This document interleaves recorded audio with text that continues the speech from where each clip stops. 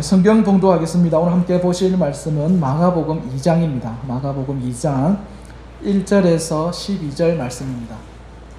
제가 가진 성경으로 신약 성경 55면 마가복음 2장 1절에서 12절 말씀입니다.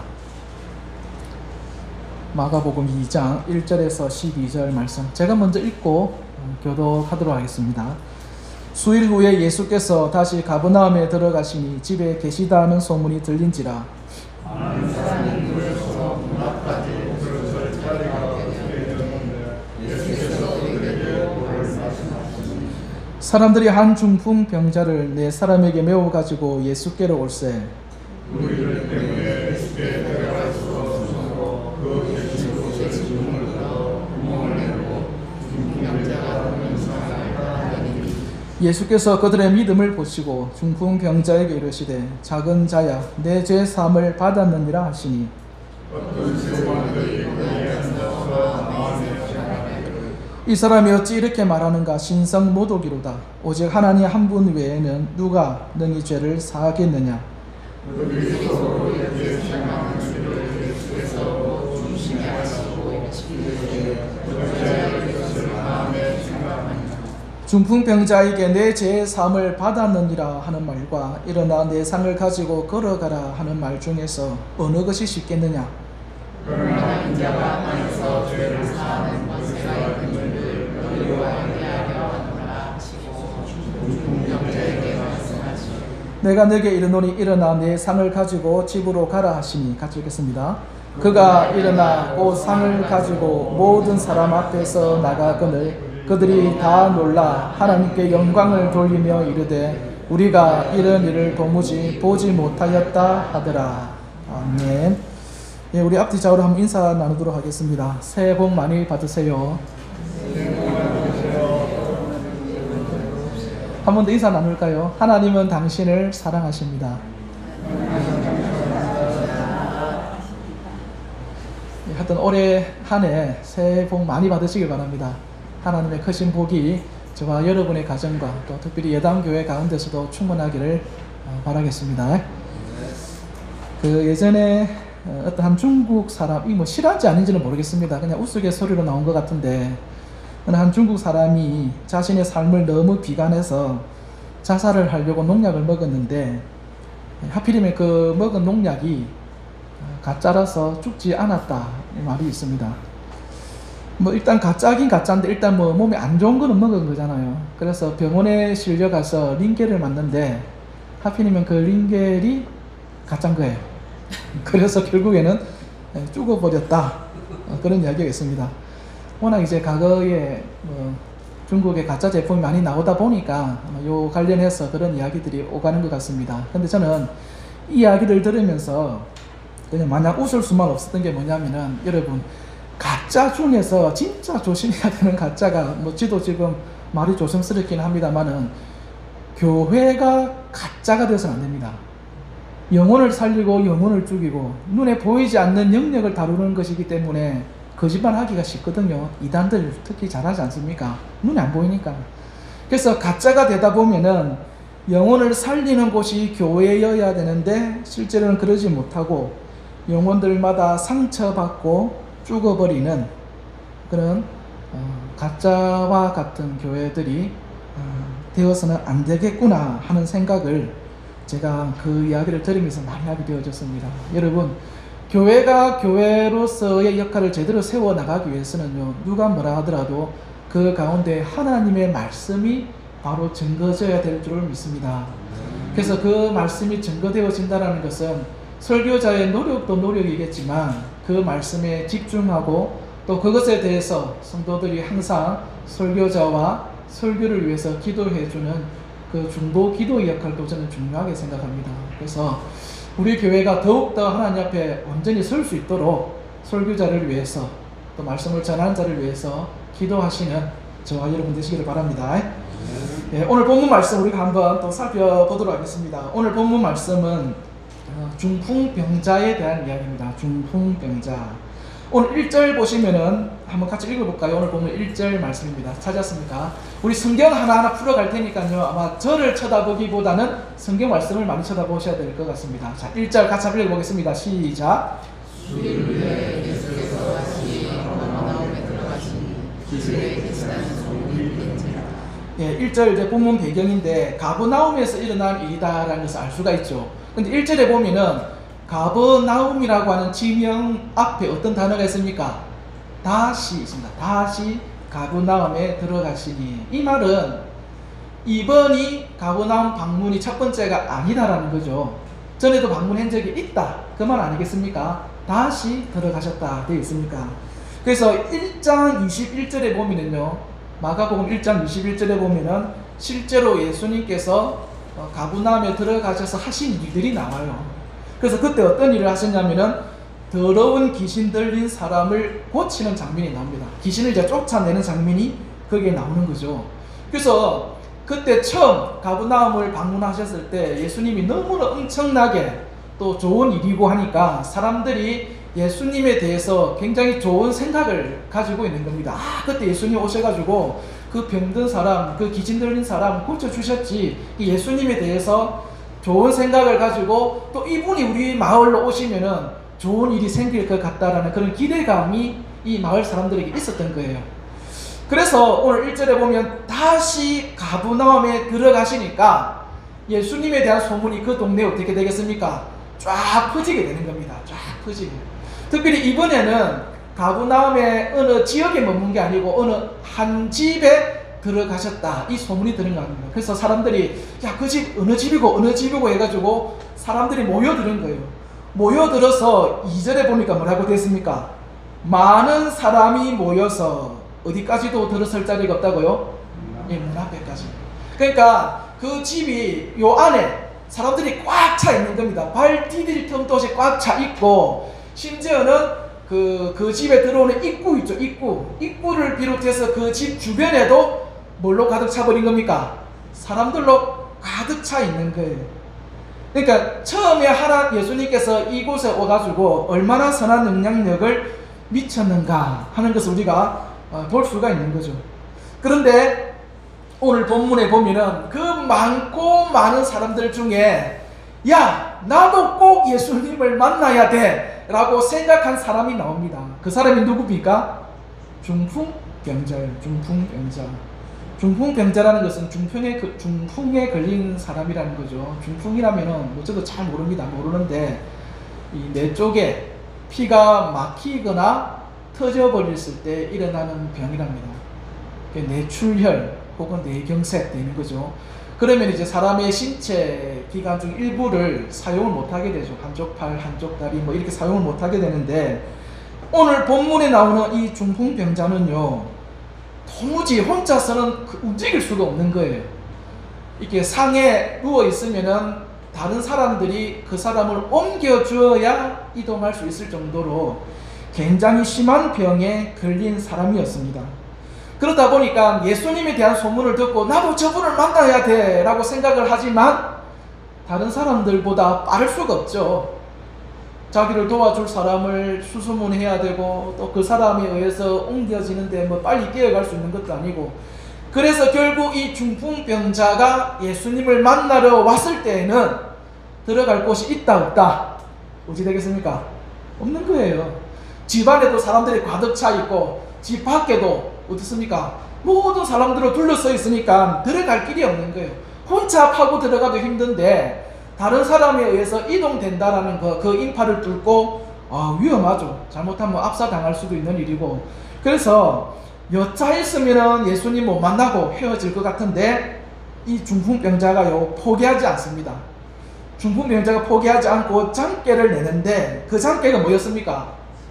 그렇죠. 우리가 이 내용을 잘 알고 있습니다. 지붕을 뚫어서 거기에 이제 내려보내는 거죠. 근데 여러분 이거 그냥 이렇게 얘기하는 게 아니고 그때 상황을 우리가 머릿속으로 한번 상상해 보는 거죠. 집 안에 예수님이 다 계시고 사람들이 다 둘러서서 예수님이 하시는 말씀을 듣고 있습니다. 야, 예수님이 오늘 우리에게 어떤 말씀을 주실 건가 다 듣고 있는데 갑자기 천정이 무너지는 소리가 나면서요, 처음에는 먼지가 한두 개 떨어지다가 나중에는 구멍이 뻥 뚫려요. 구멍이 뚫리더니 바깥에 있는 빛이, 그때는 뭐 전등 집안이 없을 거 아닙니까? 빛이 싹 들어오면서 천사가 내려오는가 했는데 천사가 아니고 누가 다롱다롱 매달려 옵니까? 중국병자가 내려오는 거예요. 그 사람들이 얼마나 황당했겠어요. 지금 뭐야 천사가 내려오나 했더니 그게 아니고 병든 사람이 상에 걸쳐가지고 그게 쭉 이렇게 내려오는 거예요. 근데 재밌는 것은 뭐냐면은 그 광경을 보시고 난 다음에 예수님이 하신 말씀입니다. 예수님이 뭐라고 얘기하셨냐? 오늘 5절입니다. 5절 찾으셨습니까? 한번 볼까요, 성경? 오늘 본문 5절 말씀. 5절 하반절에 보면은 뭐라고 됐습니까? 작은 자야, 뭐 소자라고도 얘기하는데 뭐라고요? 내 죄 사함을 받았느니라. 이해가 되십니까? 중풍병자는 죄 사함을 받기 위해 왔습니까? 병 고침을 받기 위해 왔습니까? 아니, 병 고침이죠. 주님 저의 죄를 용서해, 그거 아니죠. 하나님 저의 병을 고쳐주시죠 왔거든요. 왔는데 예수님은 그 사람을 보고 하는 이야기가 너의 죄가 사함 받았다, 이런 이야기를 하는 겁니다. 성경을 보면은요, 가끔 예수님께서 엉뚱한 말씀을 하실 때가 있습니다. 우리가 볼 때 엉뚱한 거죠. 이 상황에는 전혀 맞지 않는 그런 엉뚱한 말씀을 하실 때가 있거든요. 근데 자세히 보면은요, 다 하나님 앞에는 예수님은 나름대로의 계획과 이유가 있어서 그 말씀을 하셨다라는 거예요. 그럼 오늘 본문에서는 어떤 이유로 그렇게 말씀하셨는가? 예수님께서요, 내 죄 사함을 받았느니라 이렇게 얘기하니까 그 중에 성경에 대해서 좀 박식하고 좀 똑똑한 사람들이요, 속으로 생각하는 거예요. 7절이죠. 우리 7절을 같이 한번 읽어보겠습니다. 예수님의 말씀을 듣고 다른 사람들이 어떻게 생각을 했느냐? 7절 같이 한번 읽어보겠습니다. 시작. 이 사람이 어찌 그렇게 하나 신성보다 오직 하나님 외에 많은 주의 죄를 사하느니라. 여기 보면은 예수님이 내 죄 사함을 받았느니라, 이 말은 예수님이 어떻게 했다는 겁니까? 그 사람의 죄를 사해줬다는 말이거든요. 그러니까 주변 사람들이 생각하는 거예요. 죄를 용서해 줄 수 있는 분은 누구밖에 없다는 거예요. 하나님밖에 없다. 그런데 인간 예수 네가 뭔데 저 사람의 죄를 사해준다고 얘기를 하느냐? 그래서 신성모독에 해당한다. 이 당시 신성모독은요, 사형입니다. 사형. 누가 죽여도요, 아무도 그거 가지고 뭘 할 사람이 없습니다. 신성모독이기 때문에. 그런데 근데 이거는 지금 뭐냐면은 마음속에 생각한 겁니다. 입 밖으로 낸 건 아닙니다. 마음속으로 생각을 했는데 우리 예수님은 무엇도 아십니까? 사람의 마음을 아시죠. 아시고는 9절에 이렇게 얘기합니다. 내 죄 사함을 받았느니라 하는 말과 일어나 내 상을 가지고 걸어가라 하는 말 중에 어느 것이 쉽겠느냐? 자, 이거 보십시오. 이거 한번 보시기 바랍니다. 저를 보십시오. 제가 문제 내볼게요. 자, 문제 나갑니다. 제 사함을 받았다라는 말과 내 병이 고침을 받았다라는 말 둘 중에 어느 말이 더 쉽겠습니까? 어느 게 더 쉬운 말입니까? 가끔 헷갈리시는 분이 계시던데, 내 죄의 사함을 받았다라는 말과 내 병이 고침을 받았다, 둘 중에 어느 게 더 쉽습니까? 잘 모르겠어요. 이게 가끔 헷갈리더라니까요. 잘 보세요. 누구를 한번 타겟으로, 왜 고개를 돌리노? 만약에 제가 누군가 보고 당신의 죄는 사함을 받았습니다 이라면은 여러분들이 그 사람의 죄가 사함을 받았는지 안 받았는지 확인할 길이 있습니까? 없습니까? 확인할 길이 없어요. 이거는 눈에 보이는 일이 아니니까. 그런데 당신의 병은 고침을 받았습니다. 중풍병자 같은 경우는 이게 손, 발, 다리 못 움직이는 병이니까 당신의 병이 고침을 받았습니다 하면 이거 확인 가능합니까? 안 합니까? 이거는 빼박이죠. 바로 그 자리에서 확인이 되잖아요. 그러니까 어느 게 더 어려운 겁니까? 병 고침을 받는 게, 물론 실제로는 제3이 어렵죠. 근데 이거는 확인할 길이 없으니까. 근데 병을 고쳤다는 것은 확인 가능하거든요. 그러니까 이게 사실 더 어려운 말이에요. 이 땅에서 우리가 볼 때는. 그러니까 예수님께서 7절에서 하신 말씀이 그거예요. 병 고친다라는 게 더 어렵지. 하지만 나는 제 사는 권세가 있다라는 것을 보여주기 위해서 그것보다 더 어려운 이 사람의 병을 어떻게 하겠다는 겁니까? 고쳐 보이겠다. 고쳐 보이겠다. 그래서 11절에 뭐라고 합니까? 11절에 내가 내게 이르노니 일어나 내 상을 가지고 어떻게 하라고요? 네, 집으로 가라. 이렇게 얘기하시는 거예요. 그래서 오늘 본문이 말씀하는 거 뭐냐면은 이 땅에 오신 예수 그리스도는 우리의 죄를 뭐할 권세가 있다는 겁니까? 살 권세가 있는 거예요.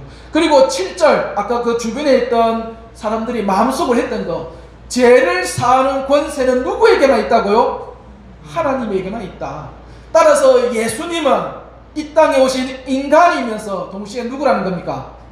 하나님이라는 거예요. 여러분, 예수 그리스도 외에는 우리의 죄를 용서해 줄 분이 없다는 것을 믿으시길 바랍니다. 이건 꼭 믿으시길 바랍니다. 예수님 외에는요, 여러분의 죄를 사해 줄 수 있는 존재는요, 아무도 없습니다. 아무도 없습니다. 요즘 저희 지역에 보면은 아마 저희 나라 전체가 그럴 거예요. 가톨릭이 기독교를 이제 점점 대체해가는 그런 과정이 있는 것 같아요. 약간 우리가 위기의식을 느끼고 있는데, 근데 생각보다 많은 분들이요, 가톨릭과 기독교의 차이점을 잘 모르세요. 그냥 같은 거 아니냐 이렇게 얘기하고 있거든요. 근데 같은 게 아닙니다. 어디서 차이 나냐면은 제 사함에 대해서 큰 차이가 있습니다. 가톨릭에는 뭐가 있냐면은 고해성사라는 게 있어요. 고해성사. 1년에 한 번씩 꼭 사제를 찾아가서, 성직자를 신부죠, 찾아가서 자신이 지은 죄를 고백하게끔 하거든요. 그러면은 이제 사제는 어떻게 합니까? 당신의 죄는 사함을 받았습니다. 이 죄를 사해 주는 게 있어요. 그래서 그거 가지고 이제 기독교에서 뭐라고 얘기하냐면, 여러분, 죄를 사는 권세는 누구에게 있댔습니까? 하나님에게 있댔잖아요. 하나님에게 있는데 어떻게 인간이, 아무리 사제라고 하지만 인간 아닙니까? 인간이 그 권세를 사용할 수 있느냐, 이렇게 우리가 반문하거든요. 그러면 가톨릭에서는 뭐라고 얘기하느냐면은 자기들이 위임받았다 얘기합니다. 위임받았다. 그러니까 예수님께서 죄를 사는 권세가 있는데 이분이 사도들을 통해서 교회를 세우셨잖아요. 그리고 그 교회에게 죄사함의 권세를 주셨는데 그것을 우리 성직자들이 위임받은 거다. 이렇게 이야기를 하는 겁니다. 자기들도 사람이지만 자기들이 죄사함의 권세를 위임받았기 때문에 다른 사람의 죄를 사해 줄 수 있다가 가톨릭에서 말하는 명분이고 논리고 그래요. 그런데 뭐 다른 거 설명이 있겠습니다만 우리 히브리서 10장 말씀을 한번 찾아볼게요. 히브리서 10장 신약 성경입니다. 히브리서 10장 19절에서 20절 되겠습니다. 히브리서 10장 19절에서 20절. 히브리서 10장 19절에서 20절 말씀. 히브리서 10장 19절에서 20절. 이건 한번 같이 읽어보겠습니다. 시작.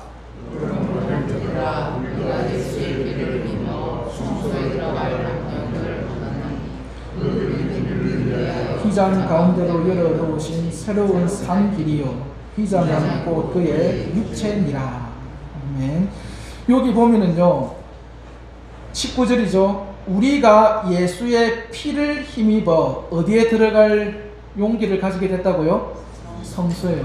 원래 이 성소에는 누가 들어갔냐면 제사장들이 들어가는 거예요. 그래서 제사장들이 백성들이 지은 죄를 대신 뭐 해주는 겁니까? 사해 주는 거죠. 근데 여기서는 뭐라고 됐습니까? 제사장이 아니라 예수의 피로 인해서 이제 성도된 우리가 직접 뭐 할 수 있는 겁니까? 성소 안에 들어갈 수 있다. 다르게 이야기하면 제사장을 거쳐서 제사함을 받았던 구약의 제사는 이제 폐지되고 우리가 직접 하나님 앞에 우리의 죄를 고백하고 사함을 받을 수 있다라는 거예요. 이거 이해가 되십니까? 그러니까 가톨릭에서 말하는 성직자들 통해서 제사함을 받는다라는 것은 예수님은 구약의 제사를 폐지하기 위해서 왔는데 오히려 그들의 논리대로 얘기하면은 구약의 제사가 어떻게 되는 겁니까? 새롭게 세워지는 거예요. 제사장 역할을 누가 하는 겁니까? 그들이 말하는 성직자 신부들이 하는 거. 그러니까 구약의 제사를 폐하러 오셨는데 그들은 오히려 그것을 만들고 있더라는 거예요. 그래서 우리는 여러분의 죄 사함을 받기 위해서 저를 찾아옵니까? 안 옵니까? 안 오죠. 신앙 상담도 안 하잖아요. 여러분의 인생에 고민이 있으면 저 찾아 안 오잖아요. 아이고 이제 나이 아직 50 안 됐거든요. 이래 보여도 점수입니다. 점수입니다. 50도 안 됐는데 뭐 인생을 알까 싶어서 저 안 찾아오잖아요. 저 그거 갖고 뭘 안 합니다. 저는 말씀을 전하는 자지 여러분의 어떤 뭐 멘토가 될 수 있는 것도 아니고 죄를 사해주는 권세도 없어요. 대신에 우리는 그 제3에 대해서 예배 순서에 어떤 순서가 들어가 있습니까? 회개하는 기도 순서가 있는 거예요. 저를 통해서 가는 게 아니라 여러분이 직접 여러분의 죄를 안고 누구에게로 가라는 거예요. 누구의 힘 때문에 갈 수 있는 겁니까? 예수의 피 때문에 가능하더라는 겁니다. 그래서 여러분 꼭 이것을 잊지 마시길 바랍니다. 우리가 예배 순서에 참회의 기도 그냥 하는 의식이 아니라 다른 종교에서는 멀리 갈 것도 없어요. 가톨릭에서는 자기들은 이것은 할 수가 없는 거예요. 사제가 아니면 할 수 없다고 얘기하는 거예요. 근데 아니, 성경에서는 이것을 위해서 예수님께서 무엇을 지셨다 하는 겁니까? 십자가를 지시고 여러분을 위해서 죽었다라고 얘기하는 겁니다. 그래서 이 제3의 권세를 꼭 기억하고 이 은혜를 경험하는 저와 여러분 될 수 있기를 바랍니다. 아직 안 끝났습니다. 아직 안 끝났습니다. 이거 한 가지만 더, 이거 한 가지 더. 이거는 이제 제 개인적으로 묵상하는 내용인데, 자, 오늘 보면은 중풍병자가 예수님 앞에 병고침을 받기 위해서 온 장면이지 않습니까? 그럼 오늘 이 사건에서 가장 황당할 것 같은 사람은 누구일 것 같습니까? 누가 가장 황당할 것 같습니까? 설교하던 예수님이겠습니까? 저는 이거 예전에는 몰랐어요. 그냥 중풍병자가 얼마나 병이 낫고 싶었으면 저렇게 예수님을 찾아서 병고침을 받았느냐. 그런데 제가 조금 1살, 2살 나이 먹가면서 부동산이 뭔지도 알고 이렇게 하다 보니까 집주인의 마음을 제가 헤아리게 되었습니다. 오늘 본문을 보면서. 집주인이요, 뭐 잘못된 게 없어요. 그냥 처음에 예수님 만났을 때 예수님 너무 잘했잖아요. 귀신도 쫓아내고 병도 고쳐주고 하니까 저분을 나도 모시고 싶다 해서 그냥 자기 집에 모신 거예요. 뭐 임대료 받은 것도 아니고 그냥 모신 거라고, 무료로 모셨는데 갑자기 지붕이 뭐 해버린 겁니까? 뻥 돌려버렸어요. 뻥 돌려버렸어. 풀렸는데 예수님이요 11절에 뭐라고 얘기하시냐면은 일어나 내 상을 가지고 어디로 가라고요? 이러면 안 되지. 어떻게 됩니까? 고치고? 안 그렇습니까? 고치고 가라. 아니면 지금은 그냥 가고 나중에 뭐 해라, 고치러 와라, 이렇게 해야지. 안 그렇습니까? 그런데 뻥 뚫린 채로 그냥 가라 하니까 이 사람은 또 뭐합니까? 예수님 말씀이라고 그냥 휑 하고 가버린 거예요. 그럼 이 집수리 누가 했을까요? 집주인이 했겠죠. 야, 나는 진짜 선한 마음에 이렇게 예수님한테 집도 제공하고 했는데 돌아온 것은 집수리 영수증 하나 땡 날라왔어요. 집수리 영수증. 무슨 이런 일이 있겠나. 근데 한편으로 제가 이 말씀을 볼 때 드는 생각이 뭐냐면요, 비록 경제적으로 손해봤을지는 몰라도요, 오늘 이 본문은요, 예수님께서 자기 자신이 나는 신이다, 제3을 사는 권세가 있다라는 것을 선포한 역사적인 순간이거든요. 그 역사적인 순간을요, 여러분, 집주인이 저 바깥에 있었겠습니까? 예수님 옆에 있었겠습니까? 그건 당연한 거잖아요. 그 누구보다도 가장 가까운 데서 그 역사적인 순간을 경험했다는 거예요. 경험했다는 거예요. 그것만큼 큰 복이 없어요. 우리가요, 예수님 앞에 은혜 받고 해서 교회와 성도를 섬기고 할 수 있죠. 근데 할 때에 지붕이 뚫리는 그런 어떤 뭐 재정적 손해라 해야 되나요? 금전적 손해를 입을 수가 있습니다. 하다 보면은 나는 은혜 받아서 하는데 손해 볼 수 있다고요. 그리고 다른 사람으로부터 상처받을 수도 있고, 뚫었으면 고쳐주든지 그냥 가네, 지만 은혜 받으면 다냐, 그런 생각도 들 수도 있고. 그런데 우리가 그렇게 손해볼 수는 있지만 그렇게 손해본 것에 대해서요, 하나님은 손해본 것 이상으로 우리를 책임져 주신다라는 거 믿으시기 바랍니다. 그게 어떤 형태와 형식으로는 올지는 모르겠습니다만은 영적으로든 우리의 자녀와 후대에든 아니면 실질적으로 더 많은 금전적인 복을 주시든지 관계의 복을 주시는지는 모르겠으나 하나님으로부터 우리가 받은 손해들은 그분께서 능히 책임져 주시더라는 겁니다. 그래서 오늘 하루 우리의 제3의 권세가 예수님께만 있다라는 것과 또 이를 위해서 우리가 헌신하며 나아갈 때 손해본 것 하나님께서 책임져 주신다는 그 믿음으로 또 이번 한 주간 살아갈 수 있는 저와 여러분 되시기를 바랍니다.